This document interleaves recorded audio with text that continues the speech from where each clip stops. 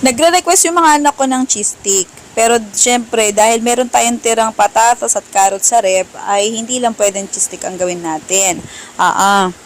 So, ayan, naisipan ko, nakailang beses naman na akong share sa inyo ng cheese stick. So, ayan, naganda na ako ng tubig. Ayan, maglagay na tayo ng, ayan, lumpia wrapper.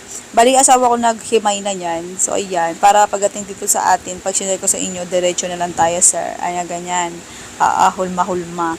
Ayan, yung hiniwang carrots tsaka patatas, ilagay lang natin. Tapos, ang last na palaman ay yung cheese. Huwag kayo mag-alala, lalambot yung carrots tsaka patatas niyan.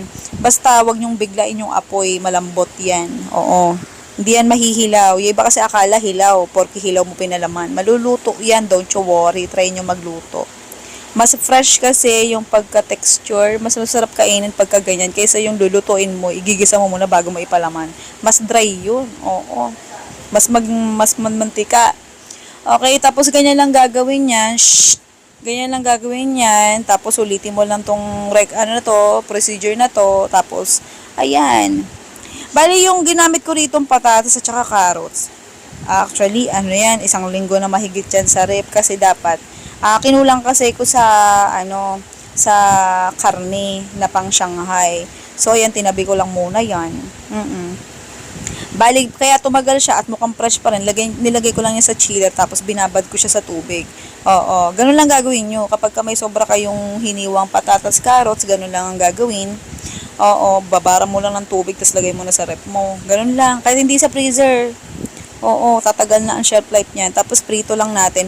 Ayan, pati yung ginamit kong pang prito rito na mantika, ganun din. Used na, gamit na. Basta malinaw pa ang mantika, pwede pa yan. Pambahay lang naman eh. Kahit sa pang tinda, 3 times pwede mo gamitin. Ganun. Basta malinis at hindi na po nalaglagan ng langaw o lamok, ha. Basta walang insektong lumalangoy, pwede pa yan. Wag lang yun nangingitim, ha. Basta malinaw pa, pwede. Yan, ganyan lang. Like golden brown lang pag prito, tapos kailangan mahina, sakto lang ang apoy, ha, wag malakas, wag kang manggigil para maluto yung patatas at carrots mo. Okay, tapos yung ganyan lang siya, sa kapal ng cheese pala na ginlagay dito, ha, depende sa inyo kung gaano kakapal. Ang sarap niyan. Oo. Oo, nag-complement yung lasa ng bumagay yung lasa ng patatas, carrots at saka yung cheese. Okay, tapos ayan, syempre kailangan ng kanin, pang ulam, pwede rin pang papa. Oo. Pangpulutan, pwede na. Hindi ko nilagay yung listahan ng recipe tsaka costing. Hindi ko nang bahala. Napakadali lang naman. Oo, as dessert naman yung mga palaman. Okay, sige na. Goodbye, good luck. Love you.